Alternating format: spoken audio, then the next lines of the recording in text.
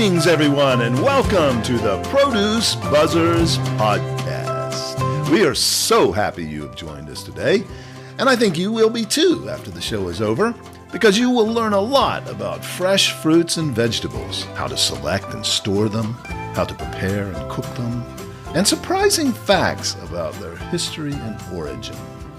We hope it inspires you to eat more fresh fruits and vegetables, not only for your health, but also for your delight and pleasure as you explore their amazing world of taste and delicious flavors.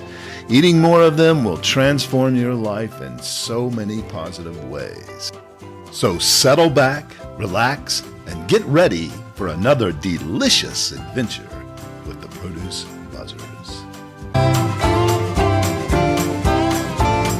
Greetings, fruit and veggie fans around the world. Thanks for joining us once again on the Produce Buzzers podcast. I'm Edwin Stepp, your host and executive editor of producebuzz.com. I'm joined once again by Teresa Nolan, the president and founder of Produce Buzz, along with Rick Stepp and Cynthia Benedetto, both contributing editors of Produce Buzz. Well, this week, listeners, is a very special and fun week. Cinco de Mayo is coming up this week. Are you preparing your celebrations?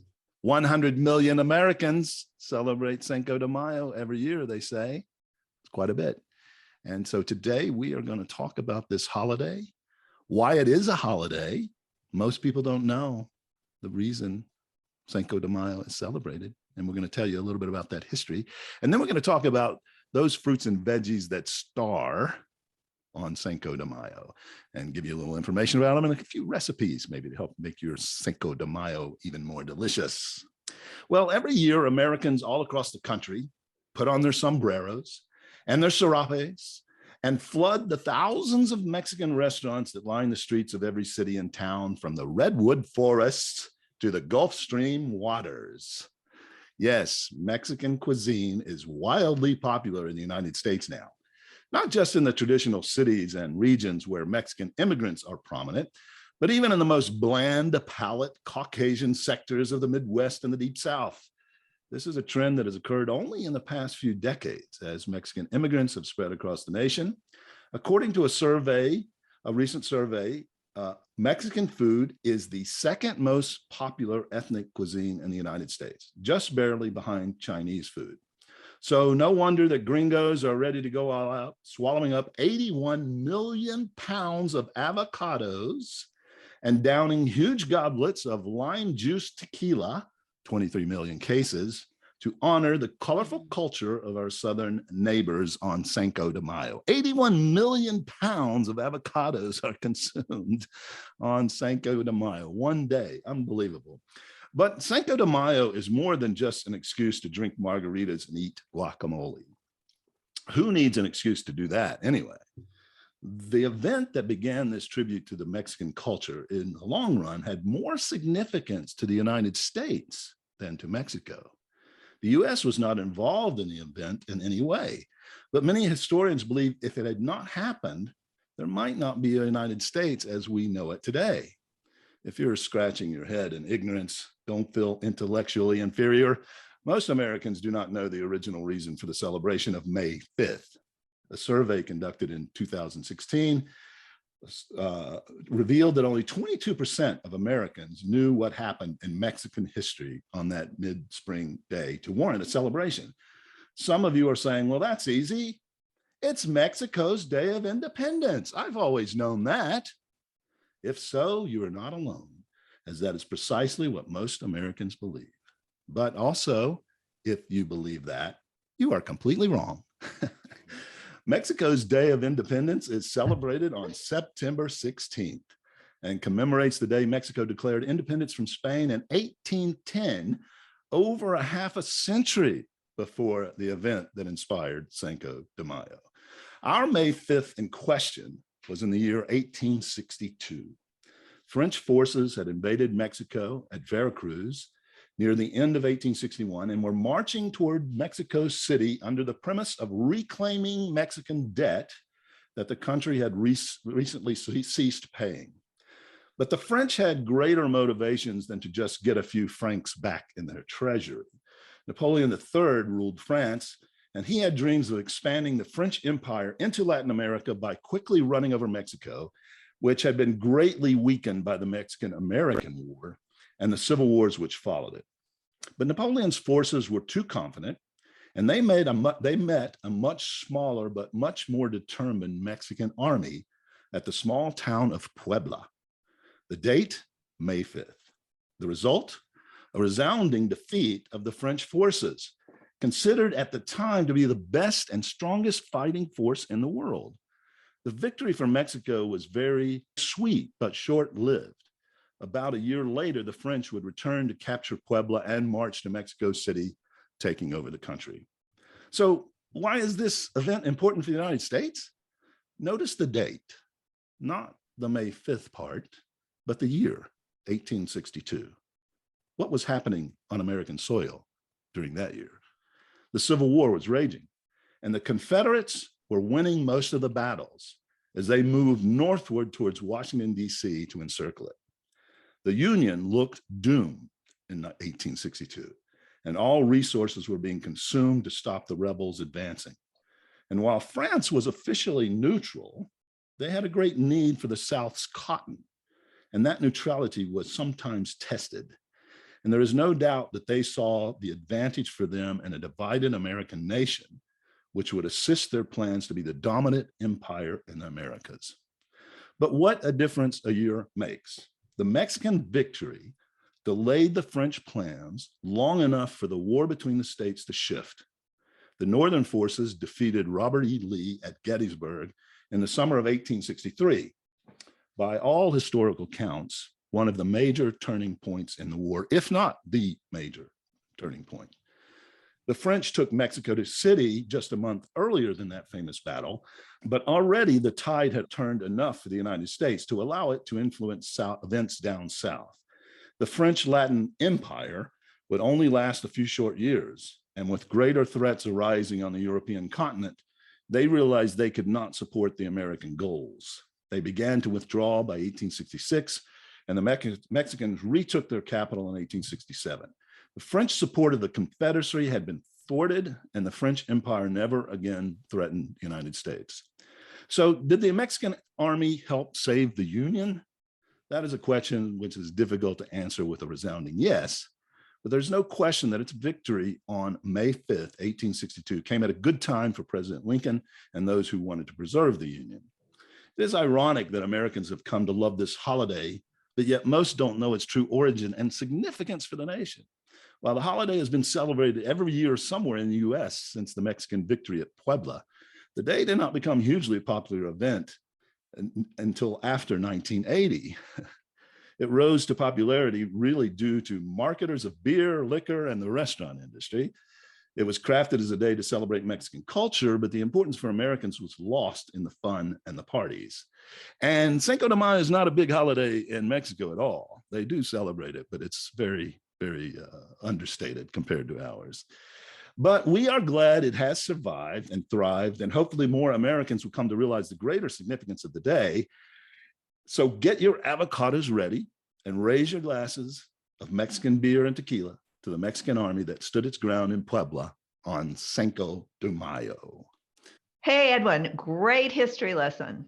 Loved it.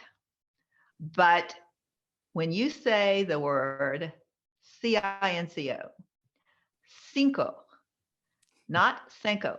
Oh, Cinq is the French pronunciation for the number 5. Oh, how embarrassing. But no, so that's because Edwin was on the side of the French.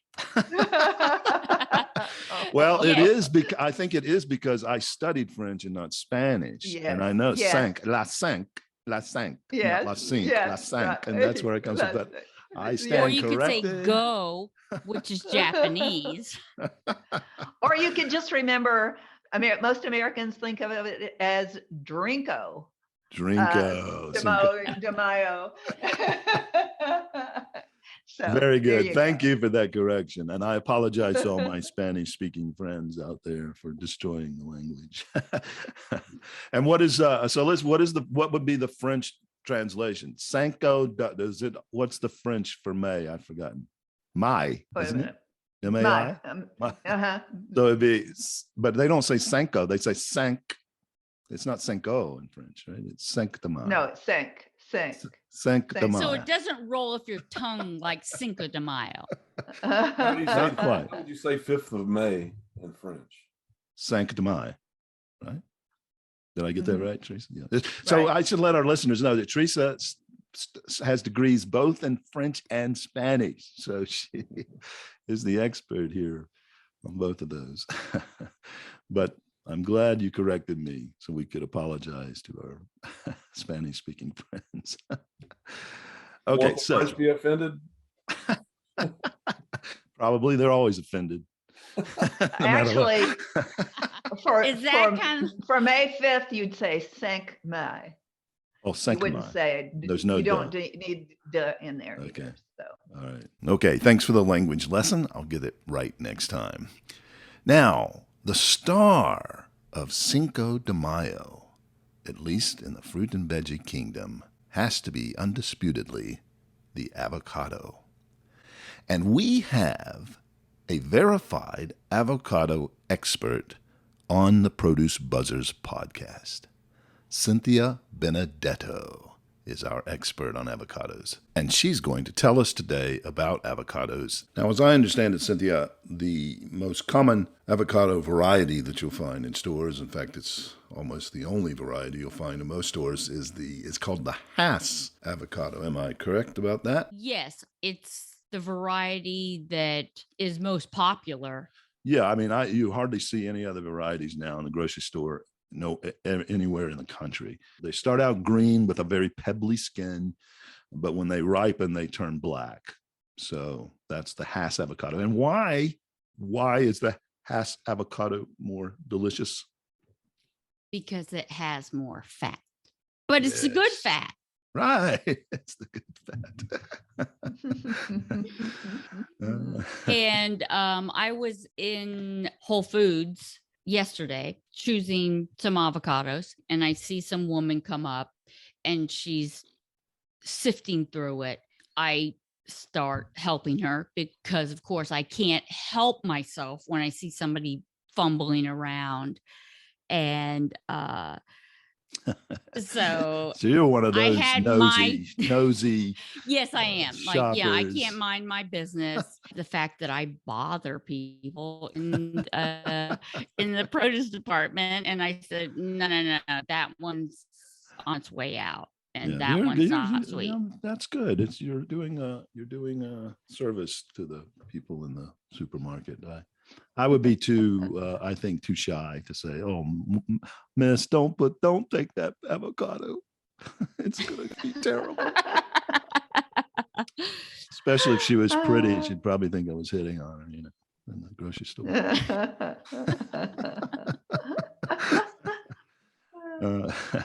So I had the 2 avocados I wanted, and I gave her one that I found. Then I explained to her how this is a much better avocado. It should yield to gentle pressure.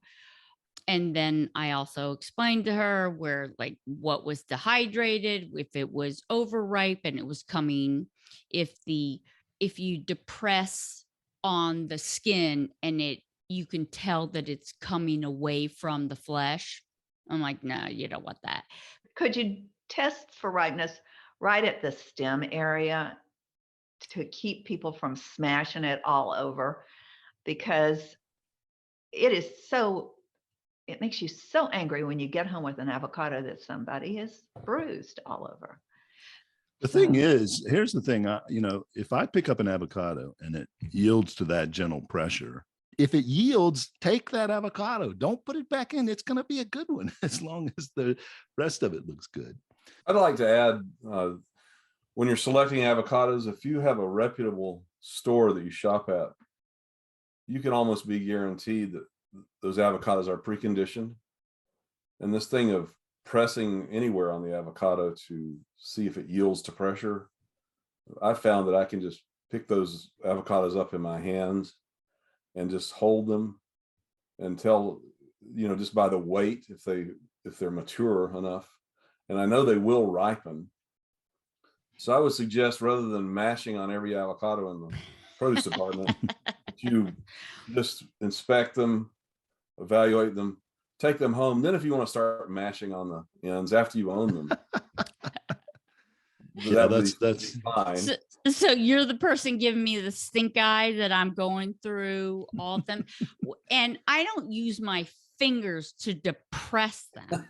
I'll use I should say, I won't use my fingertips to depress the avocado.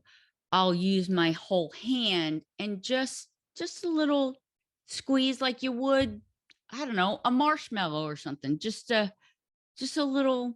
Mm-hmm. Like it's like squeezing the Charmin. Exactly. Please don't. You know, you may find it hard to believe, but I'm like the avocado whisperer. I can hold them in my hands and telepathically, that avocado will tell me if it's going to be good. And with the Hass avocado, the skin gets darker as it ripens. Very good point. Yeah. So you can look at it, like if it's kind of a lighter green, it's probably not going to be ready to eat that day as it darkens, but it can get too dark, and then you'll start to see the dimpling, you know, where it's separating. So you don't want those, but yeah, Rick is right. Try not to smash them, because when I get that one home that you smashed, I'm going to be looking for you to tell you off. Yeah. You know, I like to buy avocados when they're on sale, and I've done this for several years now. I go to a discount retailer, and they have them. Sometimes they'll have them for 49 cents, 69 cents for large size avocados, and they have so much volume that you can see they're fresh, they're solid. So I've bought as many as 12 at a time, taking them home, put them in a bowl, and just let them ripen at room temperature. And then as soon as they get to the consistency that I like, I put them in the refrigerator, and I've held them for as long as a month in the refrigerator, ripe, and they eat well, you know, as much as a month later. Could I see some documentation, maybe some video or some picture with a timestamp? A month? Yeah, I've got some right now that are that old in the refrigerator, and they will hold beautifully once they're ripened. You don't want to put them in before they're ripe, because it will get what we've talked about before, chill damage. It'll get black inside or dark gray inside. But there are a lot of tropical fruits that once it's ripe, you can put it in the refrigerator, including kiwi fruit and bananas. And with bananas, the skin may turn black while it's in the refrigerator, but the inside of the banana will stay good. Yeah, I ate one of those this morning. I pulled a black banana out of my refrigerator. It had been in there. I don't know how long it had been in there, probably 2 weeks. If you want to speed up that ripening process, if you get one home, it's still pretty green on the outside, it's pretty hard, put it in a paper bag, the banana and or an apple, and those two fruits give off a lot of ethylene gas. It will start the process. And then once they get to that soft stage, put them in the fridge. They'll keep for quite a bit longer. Can I tell you about some of the nutritional value of avocados? Please. Yes, please do. So here's where the avocado really shines. 1/2 of a Hass avocado contains about 10.5 grams of fat, which is about 80% of its total calories. The composition of fatty acids is what makes many consider the avocado the epitome of healthy fat. It contains 71% monounsaturated fatty acids, 13% polyunsaturated fatty acids, 16% saturated fatty acids. The large proportion of monounsaturated fats is why many recommend the consumption of avocados as part of a healthy diet. Moreover, the presence of dietary fat enhances the absorption and utilization of many of the micronutrients present in avocados. Wow. Okay. Avocados truly a super food. Thanks for all that. Now, Cynthia has a lot of great recipes with avocados. She's gonna share one today. We only have time for one. Cynthia, what recipe have you got for us today? How about my roasted pepper guacamole that is wow. going to be for Cinco de Mayo? That sounds fantastic. Please give us Cynthia Benedetto's roasted pepper guacamole. I'm not saying guacamole right either, apparently. You say guacamole. Isn't it Guacamole. I don't know. I don't know, We've already Teresa, established the fact that is I it don't pronounce Spanish guacamole? words. Guacamole. That's close enough. Why don't you start off by telling us what's in it? What goes in this? So I like to use 2 peppers each of each color, the red, yellow, and green. Those are bell peppers. Yes. Okay. And then I use 1 sweet onion, and then I like to do a combination of what you would probably say jalapeno, but jalapeno. I'm not quite that bad, but jalapeno, serrano, and poblano peppers. okay. And I do 1 each, and I de-seed them and devein them with gloves so that then I don't scratch my eyes. Now that's a good idea. Now Yeah. I would leave the seeds in because I like it spicy, but I suppose if people are sensitive to spice or you're serving to someone else, your guests are sensitive to spice, you do want to get those seeds out. Cooking for somebody other than yourself. Yeah, exactly. Well, then no, that's maybe true. I might reserve them on the side, toss them in later. Anyway, keep going. Yeah, So, here's some little jalapeno peppers. If you want to just like the seeds, I left them over. okay, so 1 jalapeno, 1 serrano, 1 poblano, de-seeded and deveined. Okay. Mhm. What's next? Bulb of garlic, and I Okay. chop that. Chop, not mince. Correct.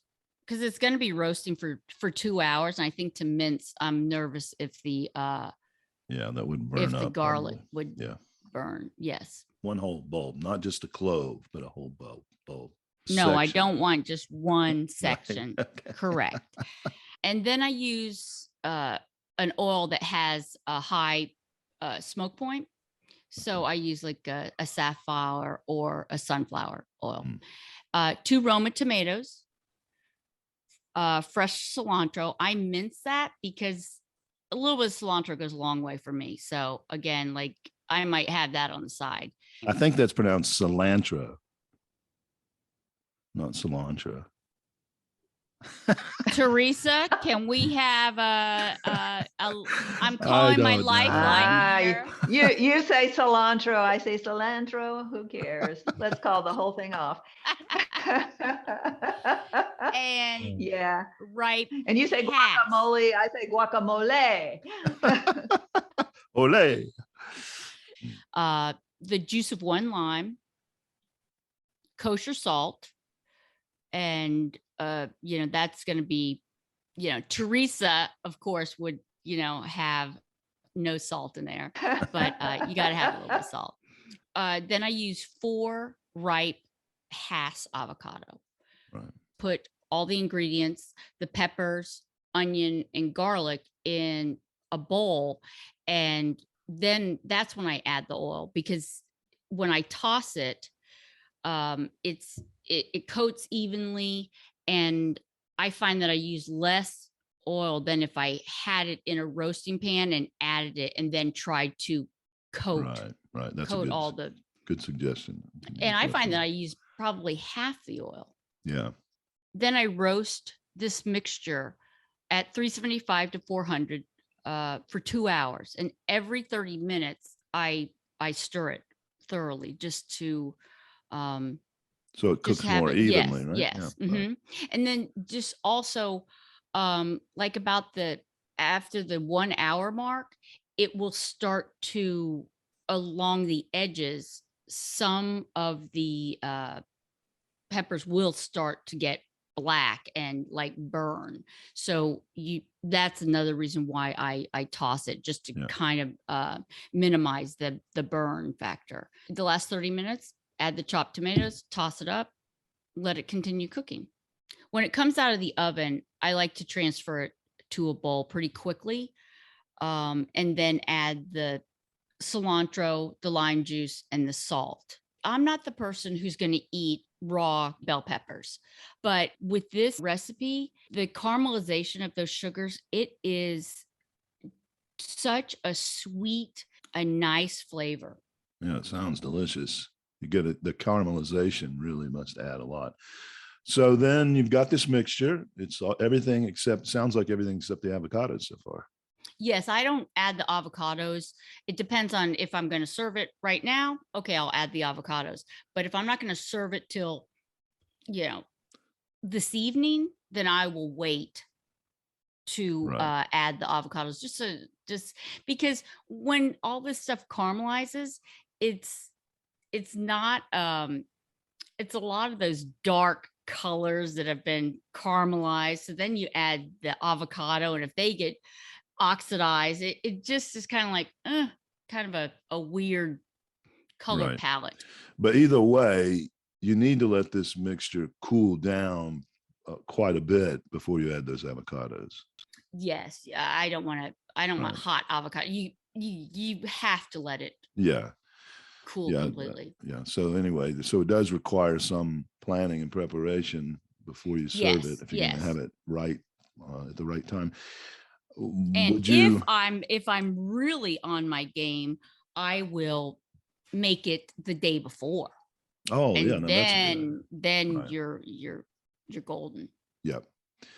But still waiting to add that avocado to right before you serve it.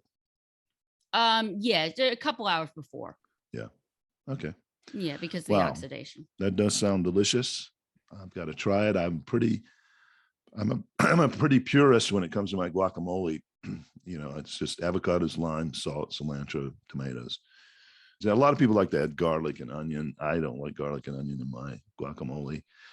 But this sounds really interesting. The caramelized peppers, it's a different dish, but it does sound great. All right. Well, thank you, Cynthia.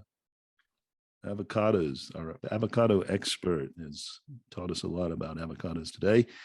And if you need this, if you're going to the grocery store and you need help in selecting an avocado, I'll give you Cynthia's mobile phone number. It is 555. You can FaceTime her and show her the avocados, and she's ready to help. Put that thing down. That is awful. What store are you in? Good Lord, leave right now. Okay, so now since Cynthia taught us correctly how to pronounce cilantro, that is, in my opinion, cilantro is the supporting actor to guacamole. Avocado, of course, is the star, but the flavor of that cilantro is the supporting actor, best supporting actor.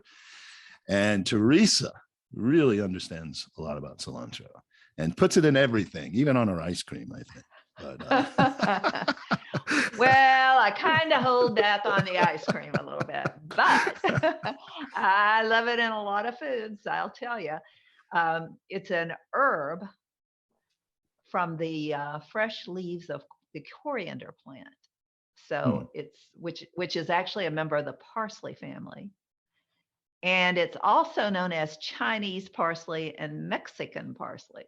And I've heard that in the UK, they see cilantro, they call cilantro fresh coriander leaves. So yeah, that kind of tells you where that connection comes from. And where is who calls it that? The British, the UK. Also in India, they call it coriander. Yeah. It has a fresh kind of citrusy flavor, but some people say it tastes like soap. And that's a genetic thing. There's actually a genetic variation that's responsible for the way that different people perceive the taste of cilantro. Well, that's So interesting. you'll have some people that won't eat it because Yeah. they think it tastes horrible. And Right. then there's Edwin and me who eat it I have put it practically on. on our ice cream. I have put it I- on ice cream before. I won't do it again, but I did try it. For me, cilantro doesn't taste like soap, but a little bit of cilantro goes a long way. Well, to each her own there we go. Now, once cilantro flowers, it produces seeds, and the flavor of the leaves actually intensify. The cilantro refers to the stalks and leaves, while the coriander refers to dried cilantro seeds. So when the we buy coriander ground, I'm seeds- sorry to interrupt. I just want to. Yeah, go ahead. When we buy ground coriander in a spice rack, somewhere, that's from the seeds, correct? Yes, Okay. yes.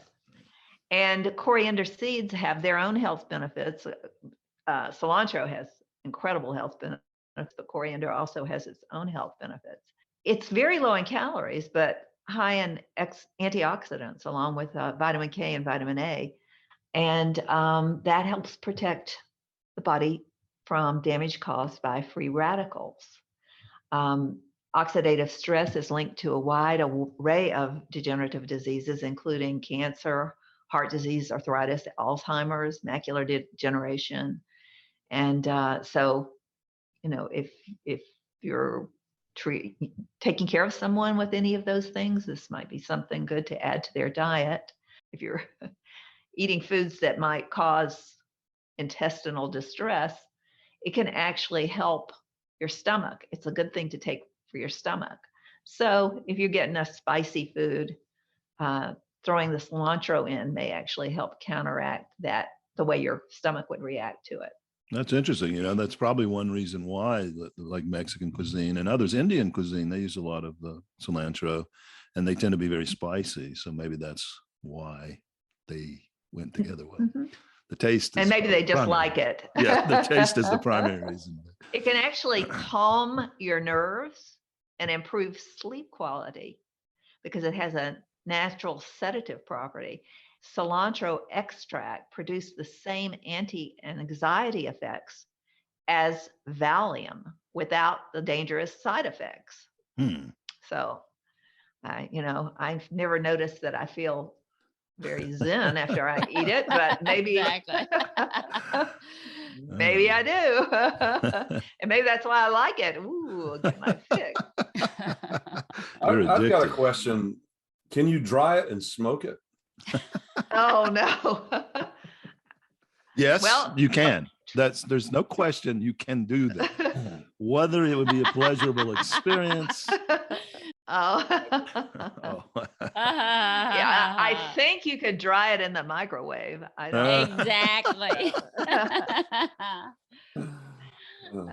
Well, they do sell it dried, in the spice racks. You see dried cilantro. Yeah, It's not. It is not the same thing. It is, in my opinion. Well, correct me if I'm wrong, but I think they have dried cilantro leaves as well as the coriander. Yeah, that's what I was referring Yes. to. Dried cilantro leaves. Yeah. But I tell you what, the dried cilantro does not have the same. It's a completely different spice, in my opinion. Right. Just don't get that flavor. Yeah. The leaves and stems of cilantro have actually been shown to help lower blood sugar. It also can help lower cholesterol and triglycerides.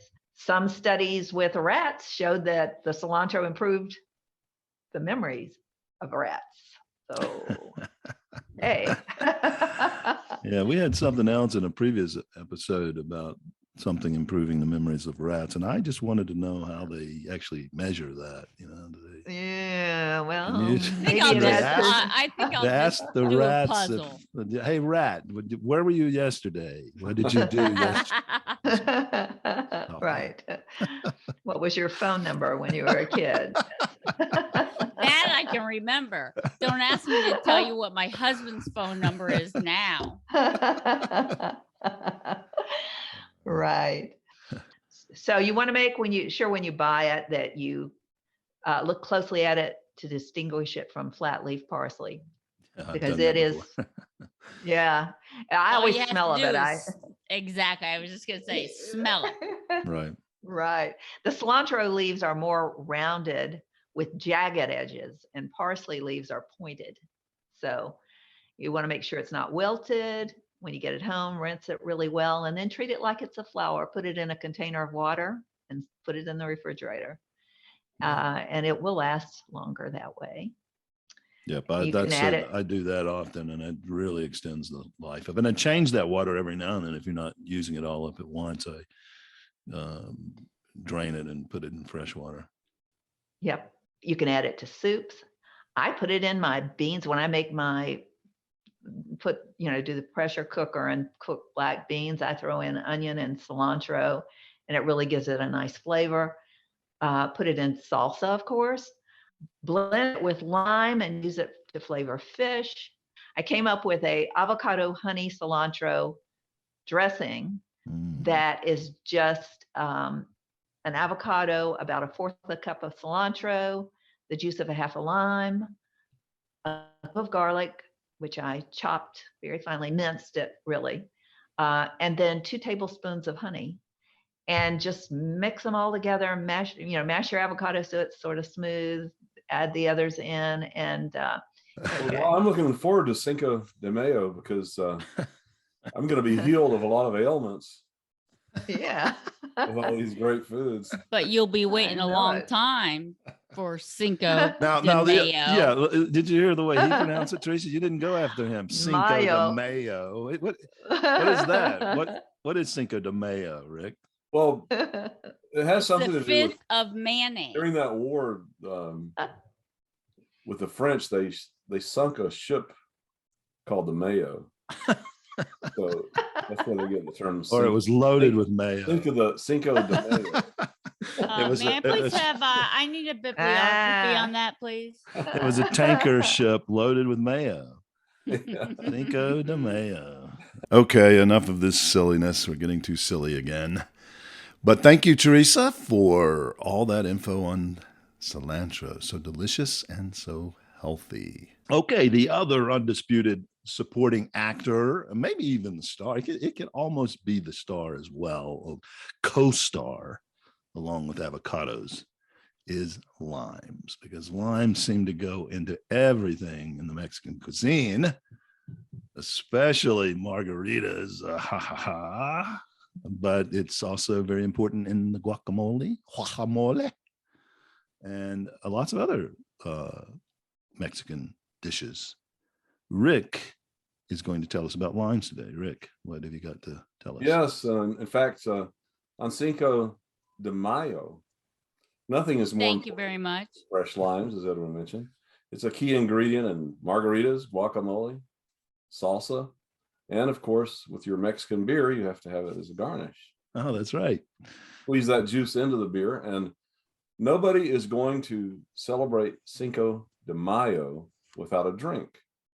So therefore, it's actually the most important part of the celebration, because you could just not eat anything on that day and consume your favorite beverage. If you That's true. There are probably a lot of people who do that. You can find various recipes online to celebrate Cinco de Mayo, but don't forget to include the fresh limes in your grocery shopping, because you could use them virtually on everything when it comes to Mexican food. Of course, as everyone knows, freshly squeezed lime juice is. I would like to ask everyone here what their favorite use of lime is. Well, it's definitely margarita for me.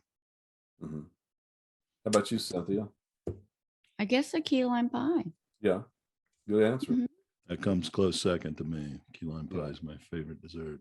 if key lime pie were good for you, it would definitely be my highest use of lime. Yeah. I mean, I So would you eat did- it I would eat it at every meal.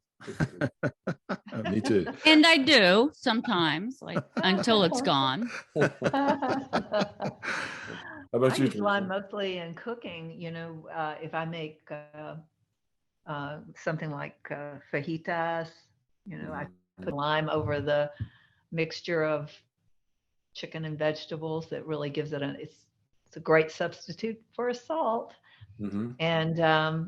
And if I make a coleslaw, I love to use lime and honey in my dressing for the coleslaw. Hmm. So Yeah, I've had that before. And one other thing, cilantro is really good in a coleslaw. So lime and cilantro in coleslaw Yeah. is good. yeah, Come on, Very Cynthia. good. Don't be shaking your head and snarling in your face. right. Now I got to try putting lime in my wine. Oh, Oh. please don't do that. Mm-mm-mm. Well, sangria has a lot of when they Oh, make sangria. that's a good point. Yeah. I've been corrected here. Mm. Typically, they don't use lime in sangria, but they do use orange a lot and lemon. But lime would be fine. So that's a good point, Teresa. Well, can I give my margarita recipe? Oh, 'Cause please. you should never buy margarita mix in the grocery store. Just please, people, put that away. It is so terrible, that stuff, loaded with sugar too. Although my recipe is not going to be completely without sugar and sweetener. But of course, you need tequila. And it's best if you get 100% agave tequila, not partial agave. I'm 100% look for it. You're going to pay a little extra for it, but there are some brands out there that have 100% agave that are good and not too pricey. And so you need 3 parts tequila to 1 part of triple sec, which is an orange flavored liqueur. And so 3 parts tequila, 1 part triple sec. And then you need 3 parts lime juice, fresh squeezed lime juice. Squeeze those limes yourself. Doesn't take too much effort to get that 3 parts, depending on how much you're drinking. But let's say it's 3 ounces of tequila. You want 3 ounces of lime, 1 ounce of triple sec. And then just a little bit of agave syrup to take away the too sourness of the lime. And you can just put that in as you see fit until it gets to the right sweetness for you. I don't like them too sweet. I've made them with very little agave syrup. And some of my friends, it was just too sour for them. So I had to up that up a bit. But I'm not going to give you a portion for the agave syrup. You need to just put that in, try to put it in a little time, get it to the right sweetness, and try not to overdo it. Shake that up in a good shaker, pour it over some ice. But before you pour it into the glass, you need to take the glass, take that what leftover fresh lime that you squeezed, rub it around the rim of that glass, and then turn it over into some margarita salt. Margarita salt is different usually than your table salt. It's usually coarser, and they sell it separately as margarita salt, but you could probably just get a nice coarse salt and it would do the same thing. And you rub that rim after you put the lime juice around the rim, the salt will stick to that rim. Fill that glass with ice and then pour that margarita over, and you've got a great, freshly made margarita that will blow your mind, and much better than that crazy, terrible margarita mix they sell. Well, that's interesting. What exactly is triple sec? It is an orange flavored liqueur. Well, it has a lot of sugar in it. The triple sec. Well, it's alcohol. Hey, can you step off of sugar, please? No, I'm just saying that's what gives it its sweetness. Well, it does add sweetness. It is sweet. It's And does it contain alcohol? Triple yeah, sec? it's 24%. It's like a liqueur. Liqueurs are 24%. Sure. Things like gin, vodka are typically 40% alcohol. They can be higher than that. Holy shnikey. So you got to add the triple sec plus the tequila. Well, that triple sec gives it a nice balance. The orange flavor gives it a nice balance. Now, if you really, you know what they call a Cadillac margarita? That's when you put in a higher level orange flavored liqueur like Cointreau, or what's the other one? Grand Marnier, both orange flavored liqueurs, but a lot sweeter and, you know, more refined taste. And those, if you can afford it, I'd say go for the Grand Marnier and ditch the triple sec. And what is agave syrup? Is that? It's syrup made from the agave plant, which is what tequila comes from. Tequila is made from agave, but they take the plant and they boil it down and extract the sugars from it. It becomes a syrup. So, and that really balances that agave flavors in the tequila. You get the sweetness from that agave syrup. It's probably not any better for you than sugar, but the flavor of it is a little nicer and it's easier to dissolve in the drink as well because it's in syrup form and not crystal form. So, right. So they must add sugar to the agave syrup, obviously. Yeah. So when I'm having margaritas at El Condor in Silver Lake, if you had to guess, they have triple sec in it? I don't know that restaurant, but if it's a high quality restaurant, they're making their own. Yeah, they're going to have triple sec, or they, you know, if you go to most Mexican restaurants now, if you go there, they'll have a whole menu of margaritas with different kinds of flavors. You know, they've got strawberry and peach and all that. I don't like this stuff, but they'll usually also have different levels, like the Cadillac margarita. And when they do that, a Cadillac margarita has a higher level orange flavored liqueur, like a Grand Marnier or Cointreau. But triple sec is the workhorse of most lower priced margaritas. And you know, and oftentimes they don't use agave syrup. They use what's the other bar syrup? Bar syrup. You know, it's basically just sugar water boiled into a syrup. Simple sugar. Yeah. But agave syrup, they don't add sugar, Rick. I don't think. They may. You may be right. I think it comes straight from the plant, and they just boil it down to the sugars are left. And at any rate, we can't get our 5 a day from a margarita, right? Well, if I don't think eat so. it with guacamole, there you go.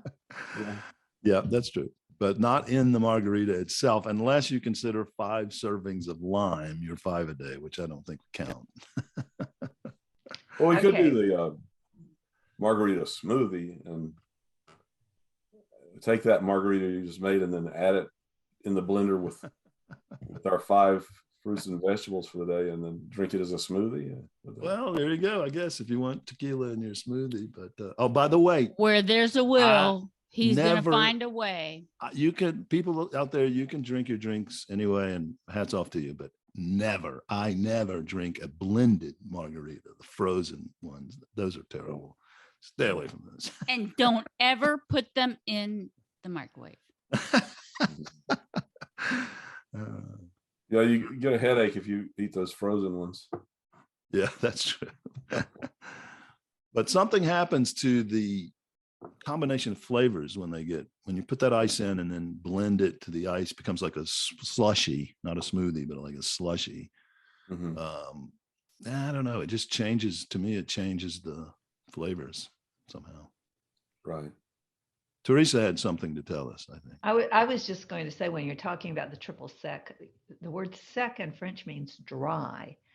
And I just read that triple sec may have 3 different kinds of oranges in it. I think you're right. Yeah. So hence triple. There you go.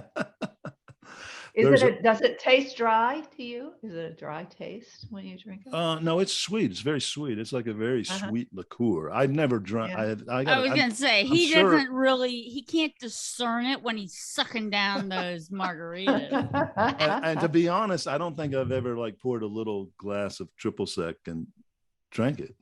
You know, I've done that with Grand Marnier, which is very good just by itself. But there's another orange flavored liqueur that I like to substitute in occasionally too. It's called Curacao, and it's an orange flavored liqueur that comes from the island Curacao in the Dutch Antilles in the Caribbean. And they even have a blue curacao, which is blue in color, tastes like orange, but blue in color. But I don't like once you put that blue in there, to me, it just doesn't look right drinking that blue drink. So even though the flavor of the blue curacao is good. But I know what we need to start another podcast called Produce Buzzed. Do I'm we down. have to drink to be the buzzed? Well, there was a really popular one of the first really popular online web shows was a show called Drunk History. Did you ever see that? No. I met the woman who started that. She became hugely popular. In fact, she became so popular that they commissioned her to do a cable television show on it. But basically what she would do, she was a historian. She knew her history, but she'd start off talking about a historical event sober. And as she went through she would start drinking and she'd get funnier and funnier and sloppier and sloppier. And so I got to say it was pretty funny, but it was also, probably not the best thing to be promoting getting drunk. So what do you think? Should we do that? Drunk produce, drunk fresh. Produce buzzed, as Eric said. Yeah, that's a good name. I like that. Our theme song. I wouldn't last very Tequila long. makes her clothes come off. What did you say? What's the Our theme song could be that country song, Tequila Makes Her Clothes Come Off. I don't know that song. Exactly. I've never heard that song before. Oh my goodness, that's one of the And best. the last thing I want to hear is somebody with a really thick tongue, and so, it just tell me what you have to say sober. I just I'm with you, Cynthia. There you go. Okay, enough of this intoxicated gibberish. Thanks to all you Produce Buzzers podcast fans out there for continuing to listen. Our audience is growing, but we would like it to grow even more. So please tell all your friends to tune in and listen. Check out our Facebook page. Check out our website. That's www.producebuzz.com. And we're on Instagram, we're on Twitter, and even Pinterest. So check us out on those platforms as well. We are so grateful for all of you listening and continuing to listen, and hope you will spread the word. That's all the time we have today.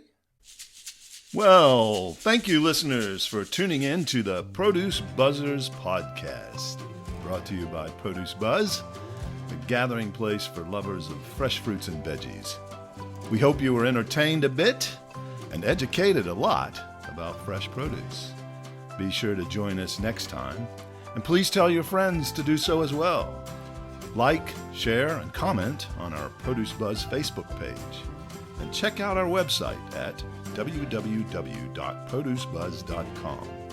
There you will find articles about fresh fruits and veggies, how to select, store, and prepare them, as well as lots of interesting facts about all the wonderful bounty the earth provides for us. Until next time, be fruitful and don't forget to veg out.